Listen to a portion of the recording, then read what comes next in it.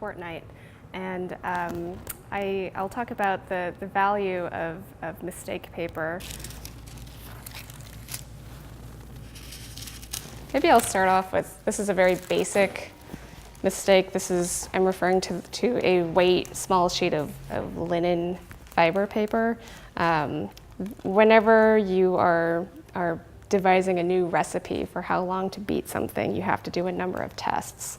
And what you look for throughout the beating process, you can take a sample of the fiber and just disperse it in water and look at it through a clear glass up through the light just to see how long the fiber length is, and also if there are any knots present. And the presence of knots is an absolute papermaking no-no. Any papermaker anywhere in the world throughout all of time has always tried to get rid of the knots. And that's simply because it does show up in the end result. It ends up being a big bump in the sheet of paper, which is not good for any kind of purposes, whether that be printmaking or writing or drawing or painting on the final sheet of paper.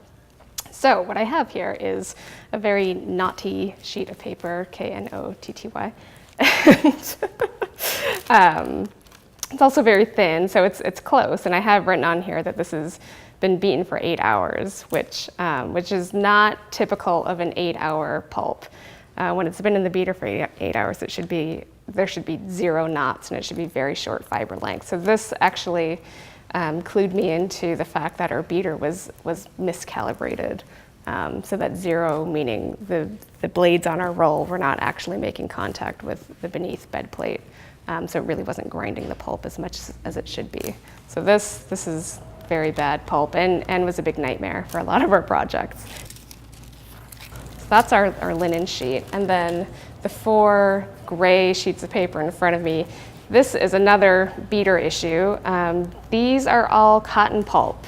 And I did this. I remember dumping in the cotton, rolling the beater down to 0, again, which is supposed to be the setting where the blades are making full contact with the bed plate beneath the roll, and it's really shortening the fiber length.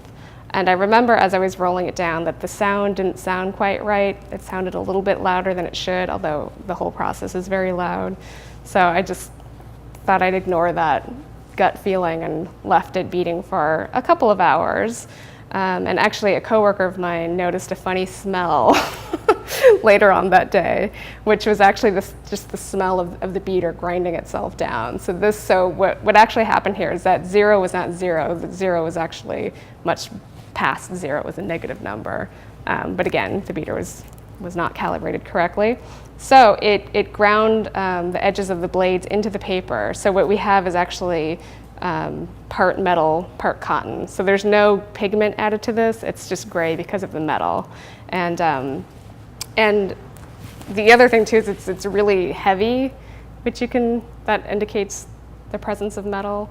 And the little tears and the breakages in these sheets is actually because it has very weak hydrogen bonds, which happens from overbeating pulp, especially cotton, which cannot be beaten that long.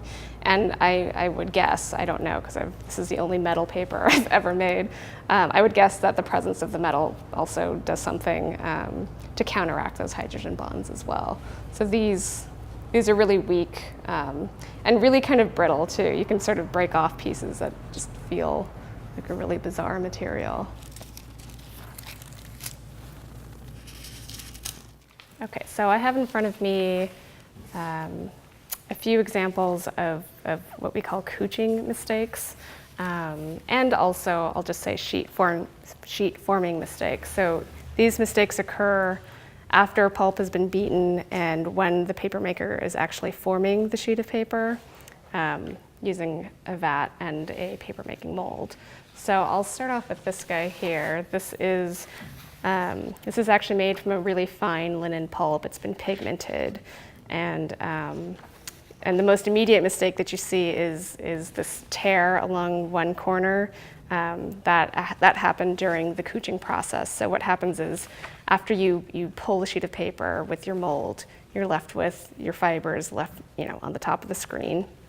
And then the next step is to invert that mold onto a felt surface to then transfer the sheet off the mold and onto the felt surface. That's what the couching is.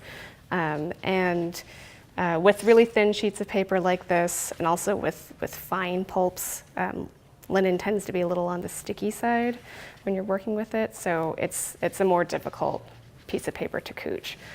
So it's pretty frequent for beginners or even intermediate paper makers like myself to have mistakes, along one edge. Couching mistake number 2. Here I've got a very, very, very heavily pigmented sheet of paper. This started off similar to these smaller sheets I have near me. This yellow color. This fiber is called abaca. This is the banana tree fiber from the Philippines, and it's also thin, very fine, similar to the linen, overbeaten for about 8 hours.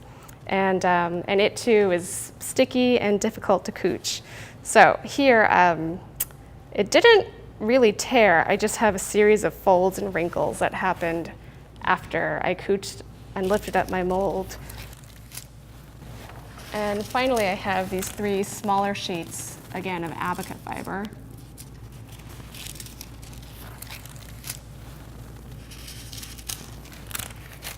So number 1, I'll go with this larger sheet. This has one big wrinkle across it. This happens a lot, especially for beginners who are using abaca. I have pulled my hair out a lot over this one project. This happens from rocking the mold back and forth in a way that actually helps with other kinds of couching, or with couching with other kinds of fibers, but it's a really bad thing that happens with abaca, and the slightest little rocking of the mold will cause this little wrinkle in the sheet of paper. And again, this is because the fiber is really sticky, and so it's a pain in the neck sometimes.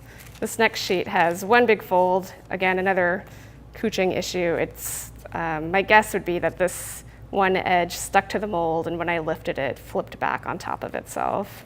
That's happened to me a number of times. And then this guy, this is pretty bad.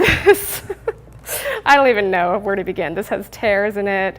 It's got thick and thin areas. It also has what I call cloudy formation, which is where you have these clumps of fibers in places. It's completely not regular in terms of the fibers being dispersed properly.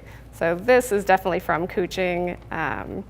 It looks to me like it was pressed too hard when couched, which can force the water out of the fibers a little too quickly and cause these little splits and tears, and also this cloudy formation. It also has definitely folded on top of itself, so it probably was a big little mountain, I guess, along the edge of the sheet when it was wet, and when pressed, folded on top of itself and bonded with itself, so you can't, that fold is now just a permanent part of that sheet of paper.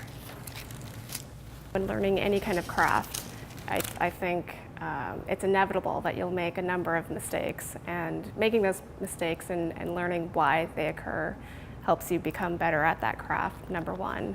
Number 2, in the specific field that I work in, which really marries art and craft together, there's a lot of really creative potential in those mistakes. So I think the first step is learning the craft and mastering that as best you can. And then secondly, it's knowing how to apply what you know to other artists who I tend to collaborate with. Is that good?